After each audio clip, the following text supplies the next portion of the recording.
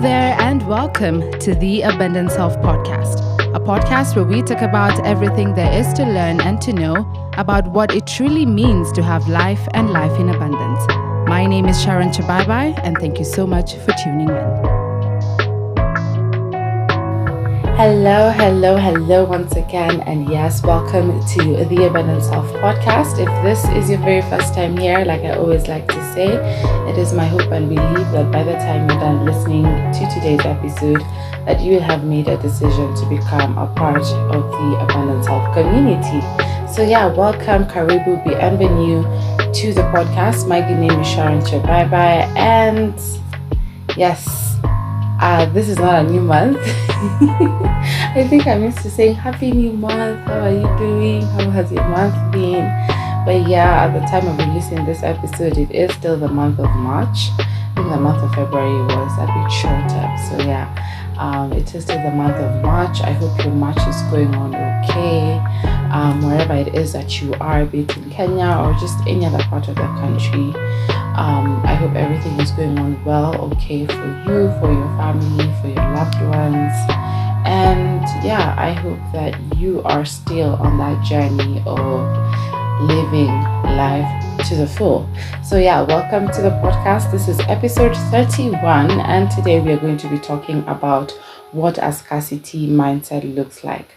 Now, I know more often than not, we're always talking about scarcity mindset, abundance mindset. We are seeing people posting about it on our social media, but do we really understand what that means? And most importantly, do we really understand how a scarcity mindset or an abundance mindset, how it manifests itself in real life? So we are going to be doing our 3-part series on scarcity mindset and abundance mindset, and this is just part 1 of that series. And today we're just going to be talking about what a scarcity mindset looks like. How do you know if you have been operating under a scarcity mindset? So if this is something that you would love to listen to or love to learn, or if you know anyone else who might need this information, then do share this with them and stick around up until the very end. So yeah, welcome to the podcast. Just before we get on to today's episode, allow me to recap episode 30, where we were talking about when life gets overwhelming. And first of all, I'd just like to thank those who have reached out to me, either by sending their what they're going through, their experiences in terms of life being overwhelming, and just those who have sent their review of what they thought about the episode. Asanteni sana.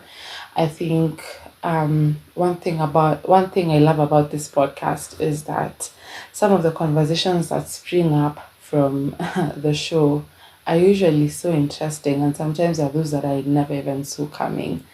And this past 2 weeks, I have gotten quite some good conversations, and I think just to say that if you're out there and life is getting overwhelming, or life is overwhelming for you, then I'm sending you all my love, all my prayers, and just I guess to also say thank you for trusting me with your vulnerabilities, for those who reached out, and I truly pray and hope that everything will work out for you in the end.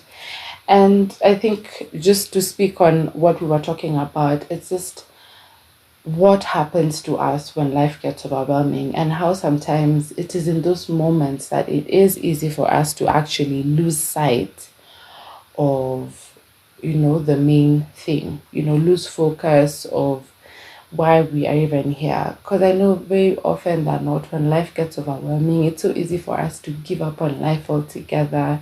People, unfortunately, sometimes have resorted to take on their own lives. People have just resorted to stray off the path and to stick to that path. And sometimes, it's usually mostly something that it's a battle of the mind, it's a battle of the soul and the spirit. I don't even know how to put it, but when life gets overwhelming, a lot of many things can actually happen in that moment that do us more harm than good. And I remember we were even just talking about this verse in the Bible, 1 Peter, that talks about that says, "Be alert and of sober mind. Your enemy, the devil, is roaming around, looking for someone to devour." And I remember just saying that it is in those moments when life gets overwhelming. It is in those moments when we are down, when we feel defeated, when we feel shaken, that we should actually cling on to our faith. We should actually cling on to our Creator, to God even more, because it is in those moments that we're even more vulnerable to very many other things, that are likely to happen to us. I think it's like when you get sick, and I don't know, there's some illnesses that once you get sick, you're even more likely to get attacked by other diseases. I don't even know I'm using that example, but yeah. When life gets overwhelming, things can be tough, and things, if we do not, just cling on to hope, cling on to faith, things can get even worse than they were before. So like I always like to say, if you haven't listened to that episode yet, you can either press pause right here, go back and listen to episode 30, or you can listen to this episode up until the very end, and then after you are done, you can go back and listen to that particular episode. So yeah, allow me to just go right into today's episode. Like I said, today we are going to be talking about what scarcity mindset looks like. Yeah, so first of all, of course, is just to define, so what is a scarcity mindset? And from my understanding of a scarcity mindset, I think I'd just say it's that concept of never having enough, where you always think that there's not enough opportunities. Whatever it is you might want to call it, scarcity mindset is just that concept, that belief of just never having enough. And this could be brought about by a couple of things. Number one, it could be your upbringing, how we were raised. If you go back and look at how we were raised, and some of the things we used to see maybe our parents do, or our older siblings, or just the people around us doing, that usually has a very big impact on who we are. And especially when these things happen during those formative years, when you're young, when you still do not really when you still haven't formed your own, how do I put it, your own worldview. You don't yet really have a solid worldview, and you're looking at the world from the viewpoint of maybe your guardians, your parents, your siblings, the people around, just your environment.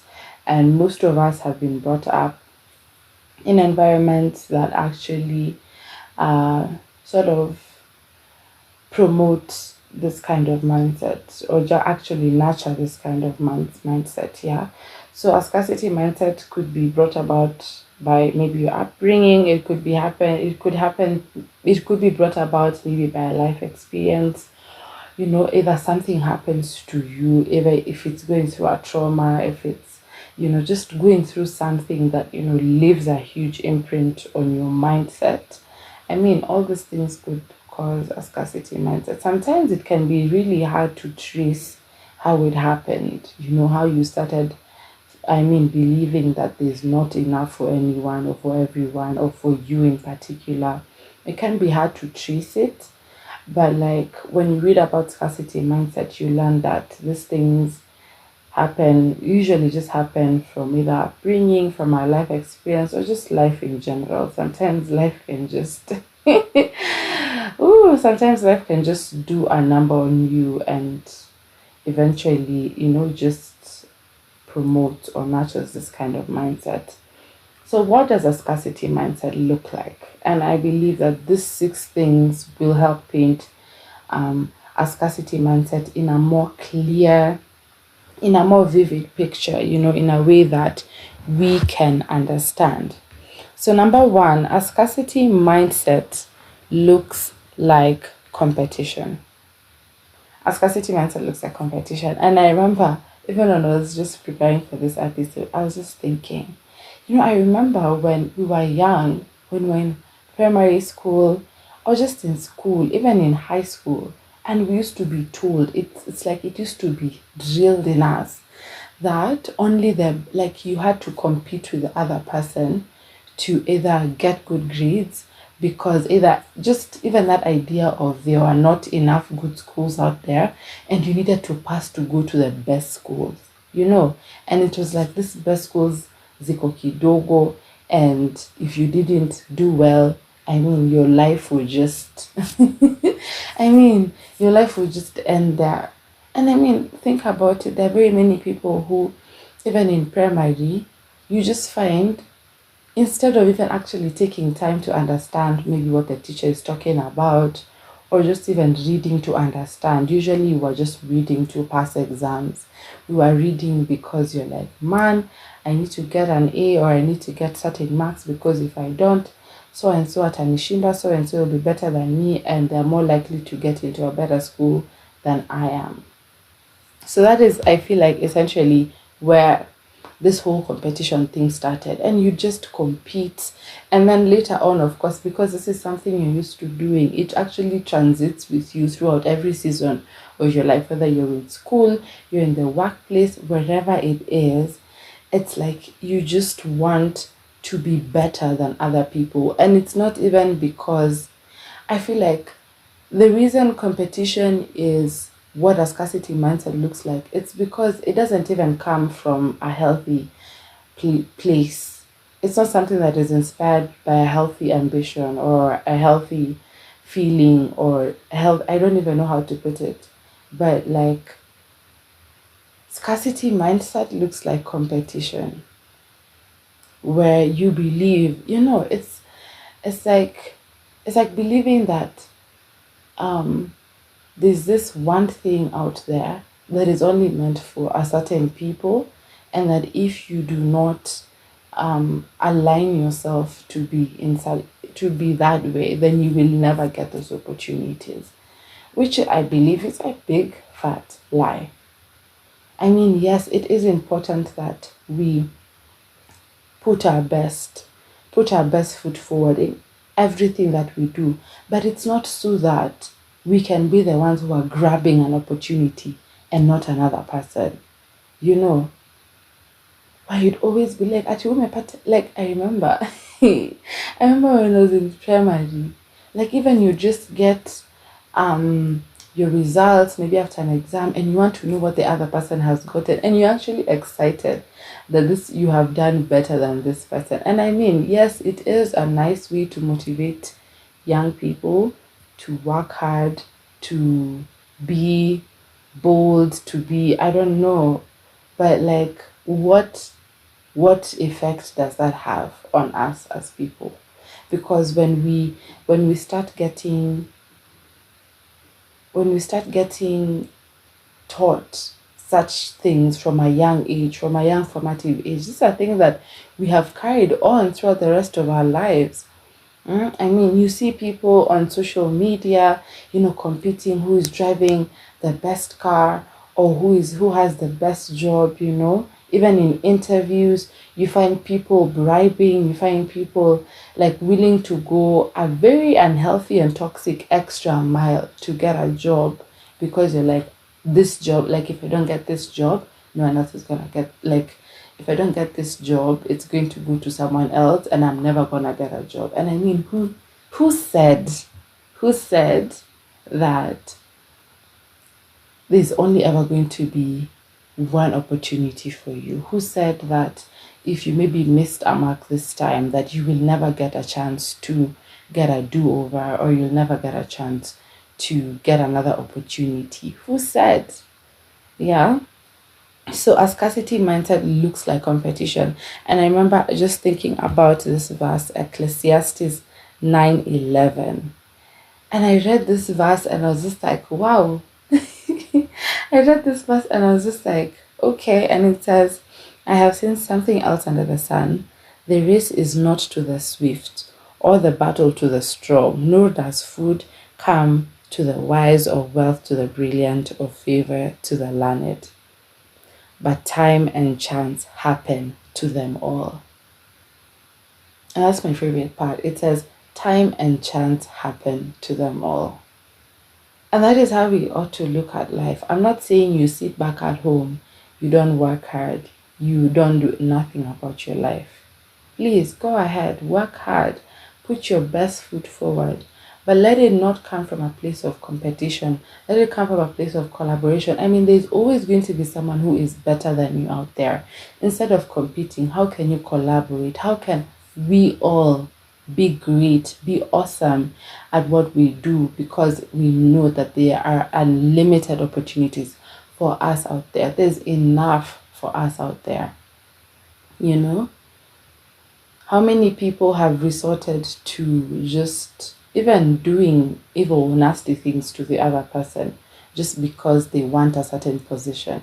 And I mean, we have seen it even in our politics, we have seen it in our corporate spaces, where someone would rather pull the other person down just so that they can be the better one, or they can look like the one who's good, so that they can either get that position in power or whether they can get that promotion. That, my friend, is a scarcity mindset. Number 2, scarcity mindset looks like jealousy. And again, this also relates to point number 1 on competition. And jealousy is just understanding or believing. I mean, if you understand or believe the fact that, there is more or enough for everyone, you would actually take time to celebrate other people's wins. I mean, how many times, and this, I have also been a victim of this, where someone is saying that either, hi, I've gotten a scholarship to go do my master's in Australia. And I know Australia is, a country I'd want to go in. I want to go do my master's, even live there. And like, someone just tells you, yeah, I've gotten a scholarship and I'm going to Australia. And you just feel that sting inside of you, like, wow. And you're just looking at this person, you're like, and that's just jealousy, envy. And I mean, instead of celebrating this person, even if you do celebrate them, honestly, it's not coming from a good place. And that's just an example. It could be in terms of even getting married. I mean, today, marriage has become, marriage is a good thing for sure, but there's just a way it has been idolized in society today, that if you're not married, there's something wrong with you. And you'd find that, the fact that you're not married and very many of your friends are getting married, you start getting jealous, you start comparing yourself to other people. And this is a disease, this is a whole pandemic that is even happening right now, where everyone on social media is, just trying to put out the quote-unquote best life ever. And you're just there getting jealous. You're just there comparing yourself to them. That is a scarcity mindset.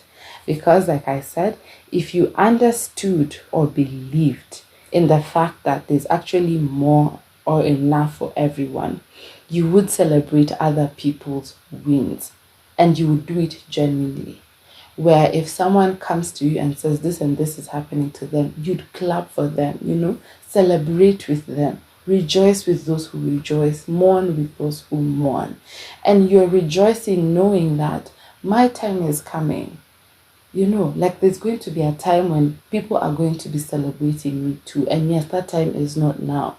And God says, when the time is right, I will make it happen. So we are there, we are jealous, you're feeling horrible. And you see what that does is that you get yourself into this bubble of self-pity. You're just, uko tu hapo unashanga sasa mimi. What am I even doing with my life? And see what that does is that it just pulls you like another 5 steps backward, when maybe you are making some very good progress. Yeah? So scarcity mindset looks like jealousy. It looks like feeling that, this person, why is this person getting this opportunity and not me? That is a scarcity mindset. Scarcity mindset number 3 looks like hoarding.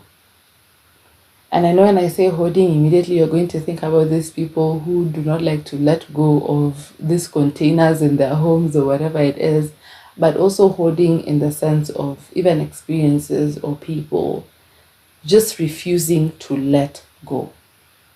scarcity mindset looks like: holding or refusing to let go. And like I said, it could be actual stuff. These people who you just go to their houses and you're like, why do you still have this?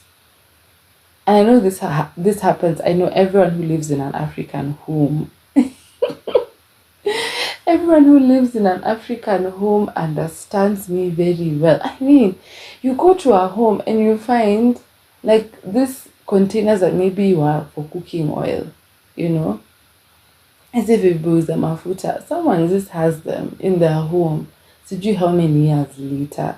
Or even as here in Kenya, ever since, like even before plastic bags were banned, you'd find you go for shopping, there's just a drawer that has so many plastic bags, and you're like, at this point, will you ever run out of plastic bags? Why do you have to keep on just holding them over and over again? Because now they become junk, they're just filling your space. That is a scarcity mindset. It is a manifestation of a scarcity mindset. And imagine, even like I have become a victim of that, where you find yourself just holding on to stuff. You're no longer using them, you no longer need them, but for some reason you still want to keep them. They take up your space. I mean, it's just, I don't know. And then now there's now just holding experiences, people, relationships. You find yourself in a situation where someone is refusing to let go of someone, or just a certain experience, because in your mind you've told yourself that if maybe it's love, that you'll never experience love again if you decide to let this person go, or you'll never have a certain opportunity. I mean, there have been people who even hold on to positions, and we've seen this even in our country, where you go to an office, you're applying for a job, and you can even just see, hey, Maze, I know that there's periods where people retire, but unaona unapata tu msee unamwangalia unaona so you've decided you're not leaving. Yeah, this person has decided they're not leaving this position. I mean, because they believe, I don't know. Because when you have, I feel like when you're operating from an abundance mindset, you're willing to let things go because there's enough, and you have the understanding that I have gotten whatever it is I needed to get out from this experience, from this position, whatever it is you may want to call it. Someone else needs this, and I'm actually moving on to something better. I may not see what that is right now, but I am transitioning into something better, right? But I mean, if you just want to hold on to stuff because you're afraid of not ever having all those things again, whether it's a position at work, whether it's even just stuff, like I said, actual stuff, whether it's people, you're holding on to people. And I have done this so many times. You're holding on to people thinking that, you'll never experience love or anything of that sort ever again. I mean, that, my friend, that is a scarcity mindset. Number 4, scarcity mindset looks like fear. Scarcity mindset looks like fear. Fear of failure, number 1. Fear of showing up or putting yourself out there. That thinking of, I don't have what it takes. I am inadequate. Someone out there is better than me, etc. And because someone out there is better than me, maybe I will not apply for this job, or maybe I will not pitch this idea, or maybe I will not start this business, because you already think, chances of me failing here is very high, so I'd rather not do it. That is a scarcity mindset.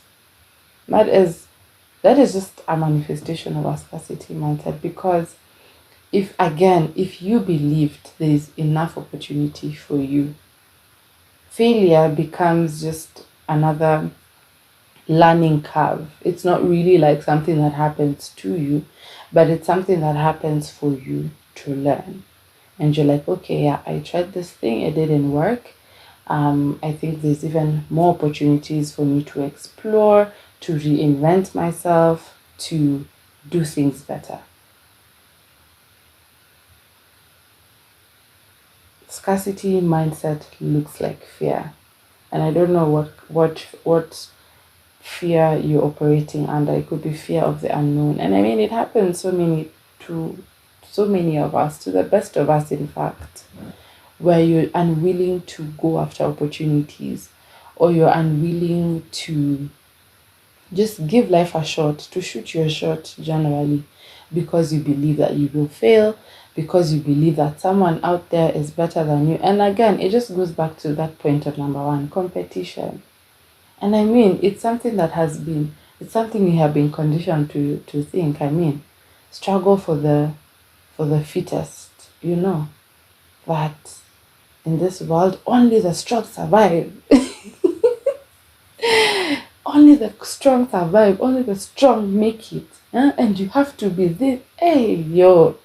Sometimes I'm always even listening to this motivational stuff, and I'm just like, where does this, like, and you're there, and especially even when you're in primary, you have been told, and you're like, my God, this is actually doing more harm to us than good. I know it is being used as a means to motivate us, but why? Why can't we just get another approach to motivate people, to motivate our young ones? And instead, we are the ones who are instilling these traumas in them, these fears, where someone is literally paralyzed by fear. They can literally not go for what they want because they're like, me, I'm gonna fail. Someone else is gonna do this. This one is not for me. Yeah? Scarcity mindset looks like fear. Number 5, a scarcity mindset looks like taking on more than you can handle. Oh my days. Oh yo. And the reason I'm laughing is this because this is just me. This is me. And I think it just goes back to point number 3 on holding, where you find yourself, like, there's a time, I think this year, or just I think sometime last year, but it has spilled over to 2024, where, I mean, I have a job, but I'm like, wow, this, what I'm getting here is not enough, so I need to substitute with other things. So you find yourself doing so many things because you're like, no, I need to get more. Like, you're not content with what you have. You're not satisfied. And I know there's that place of, what the world tells us, stay hungry, yeah? Like, always be hungry, always be out there looking for more opportunities.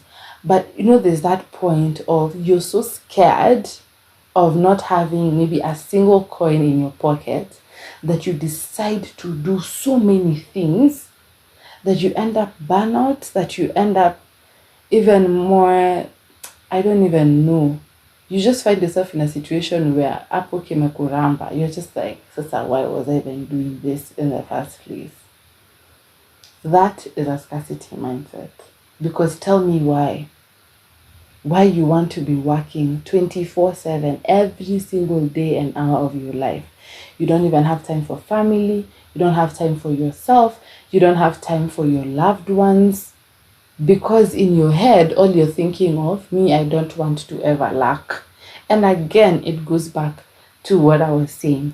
Scarcity mindset is brought about by upbringing. You find that you were brought up in maybe an environment that maybe did not have much. Yeah, like maybe you were brought up in a humble background, so to speak, and maybe you struggled here and there at home, whether it's getting school fees, even just putting food on the table. And those things actually do have an impact on us, because as children, you can see when your parent is struggling. You can see that, by the way, things are not going so well at home. You can always tell.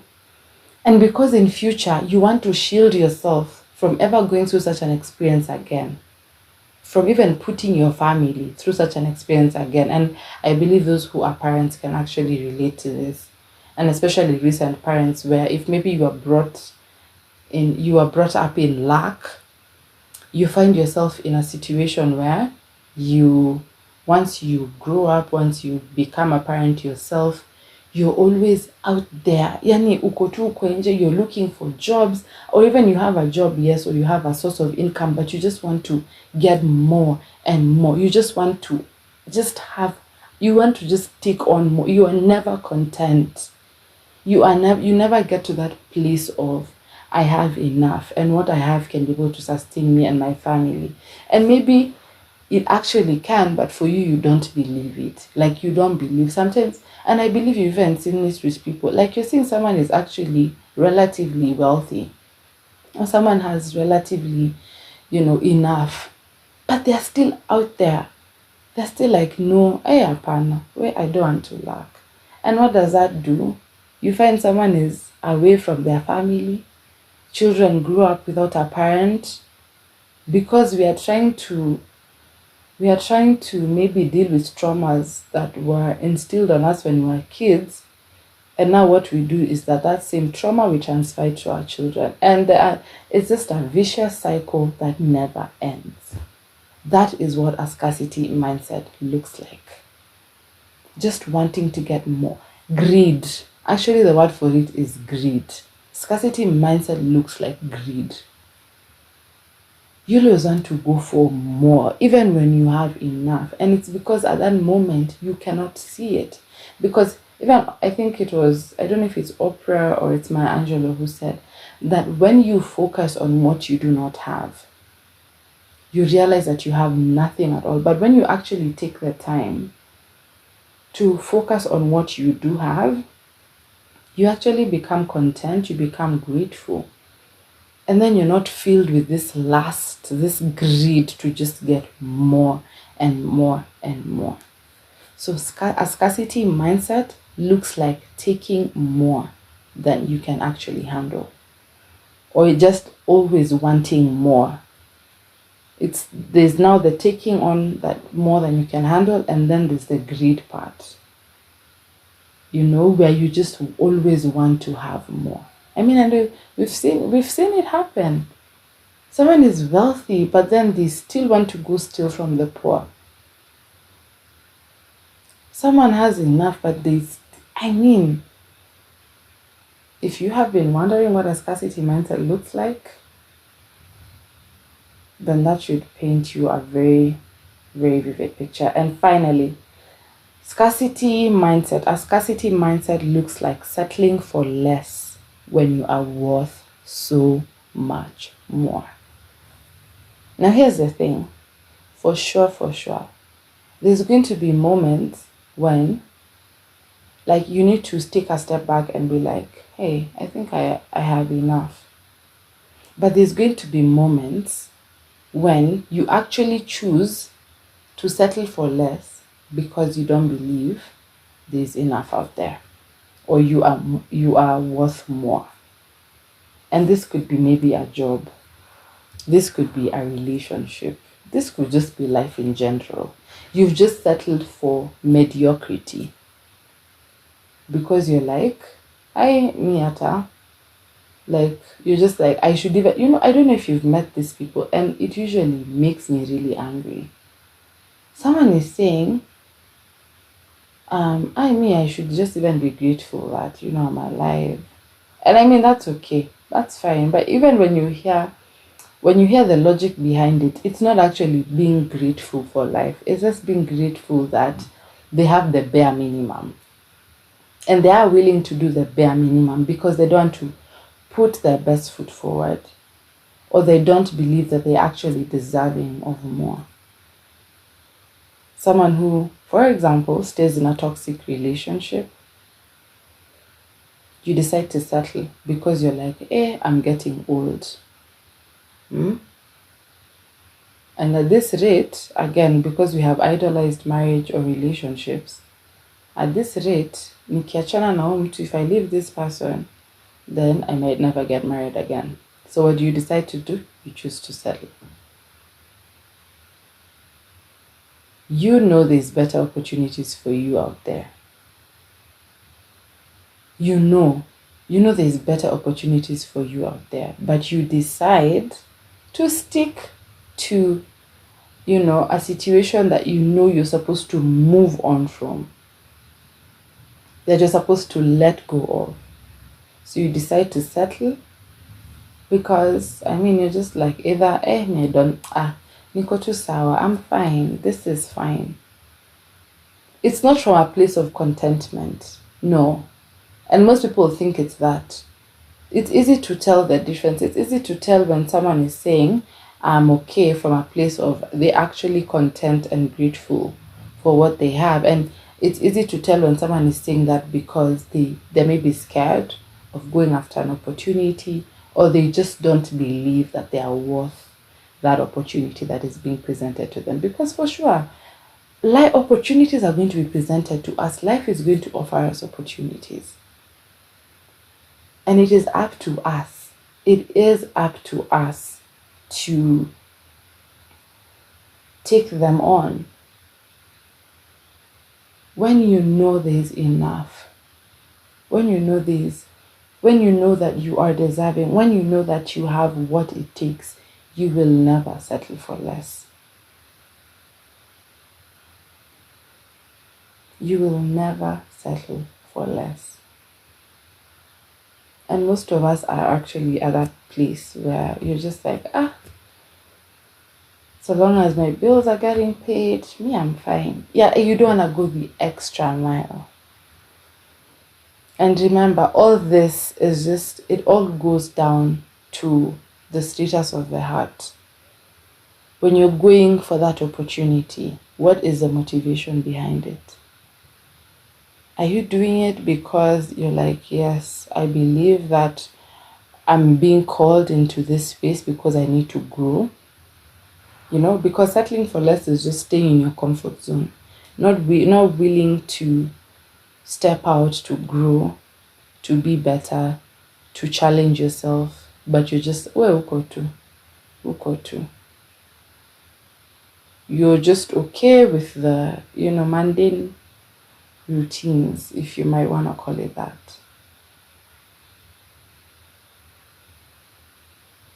So a scarcity mindset, number one, looks like competition. It looks like jealousy or comparison. It looks like holding, refusing to let go. It looks like fear. A scarcity mindset looks like taking on more than you can handle. And finally, a scarcity mindset looks like settling for less when you are worth so much more.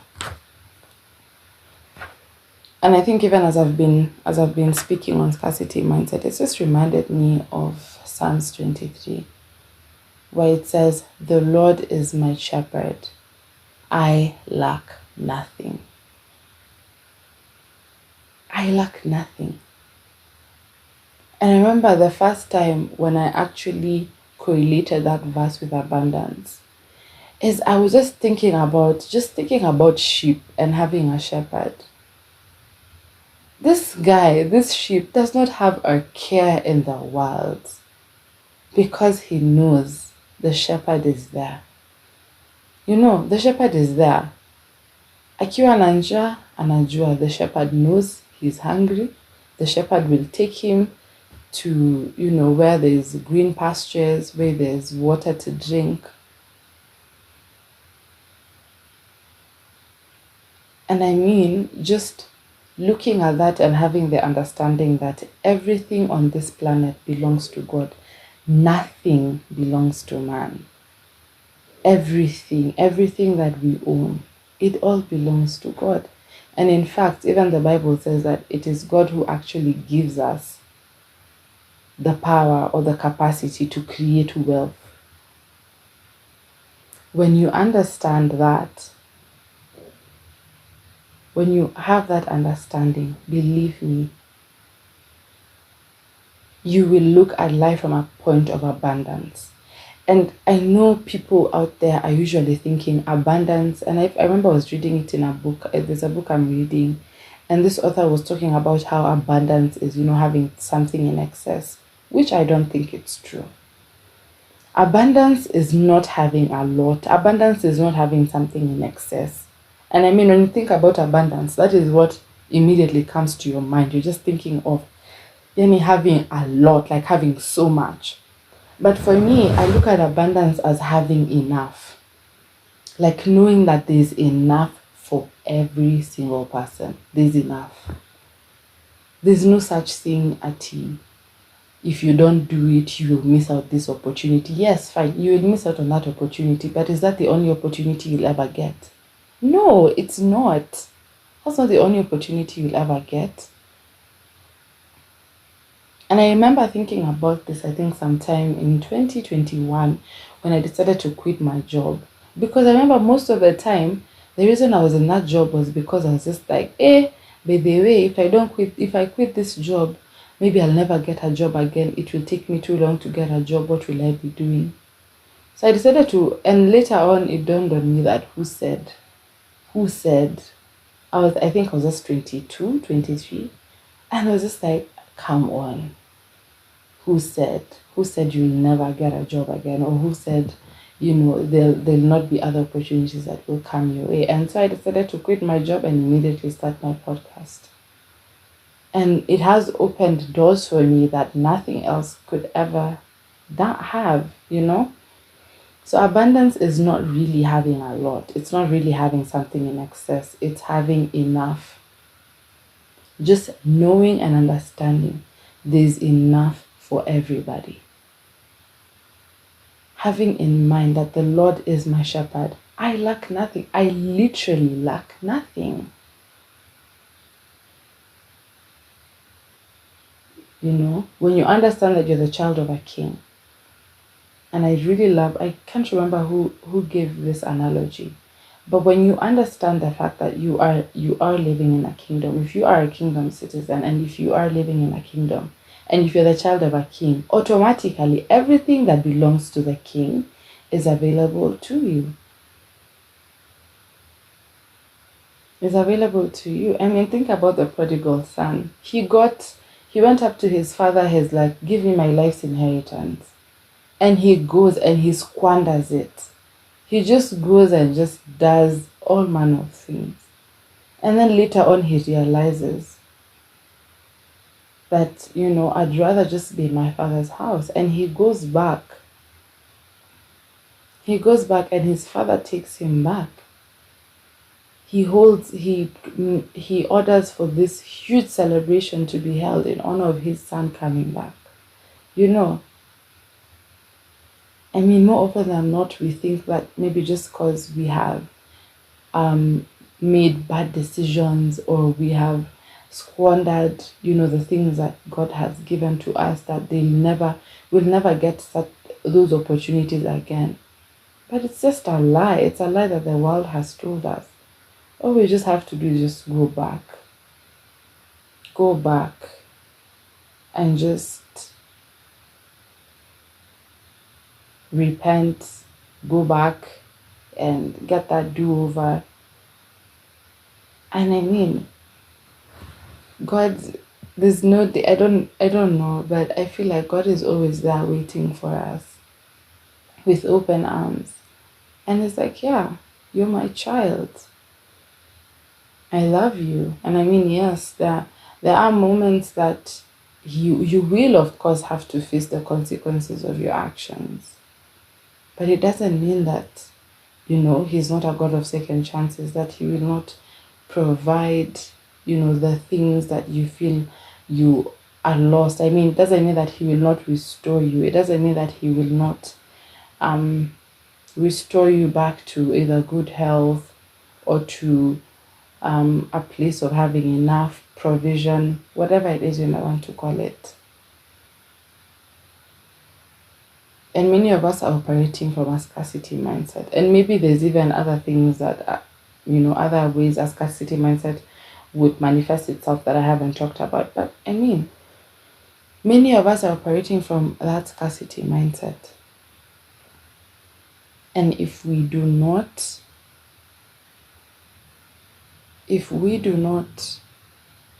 transform our minds, if we do not stop conforming to the patterns of this world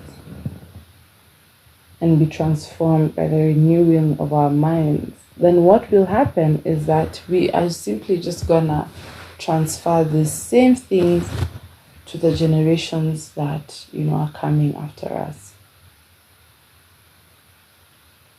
So yeah, without much further ado, allow me to just end right there. I hope that has given you something to think about. Like I said, I wanted to do a 3-part series on scarcity and abundance.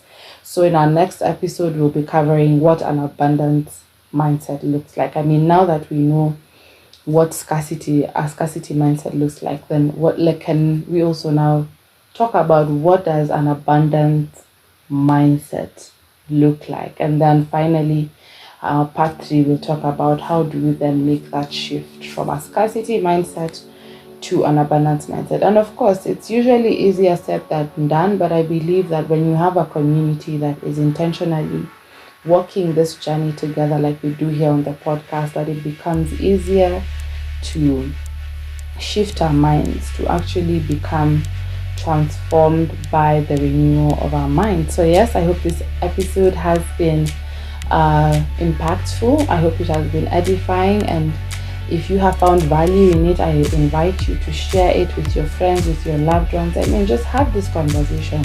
What does a scarcity mindset look like for you? What are some of the things that you have seen in your life? Yep, this is as a result of a scarcity mindset. And then also talk to me. Let me know what are some of the things you think we need to do in order to make that shift to an abundance mindset. So kama kawaida, feel free to rate, follow, and subscribe to our podcast on all our podcast streaming platforms. Remember, we are everywhere you get your podcasts, including YouTube. So yeah, be sure to rate, follow, and subscribe. You can also follow us on our social media channels. We are on Facebook and Instagram, on X, and on TikTok at The Abundance Self Podcast. And we are currently reworking our website, so please do stay tuned for that. Now, if you like our content, if you enjoy what we do here on the podcast and you'd like to support us, you can do that through our till number, which I have left in the show notes. So you can send in your contribution, and of course this is also for guys in Kenya. You can send in your contribution through our till number, or you can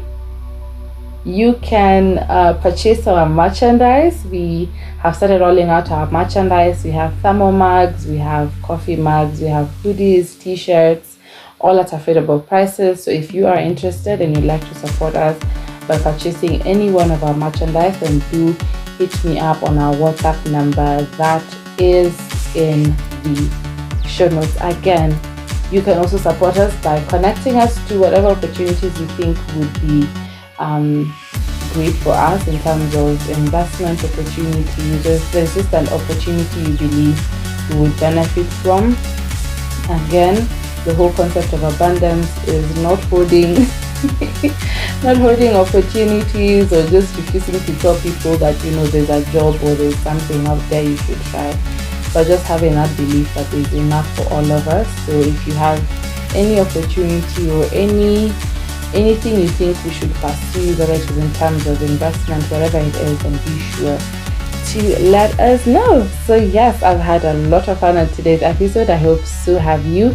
And like I always like to say, if you remember nothing else from today's episode, I hope you remember that you have been called to have life and life in abundance, and that I am rooting for you. Until the next one, bye-bye.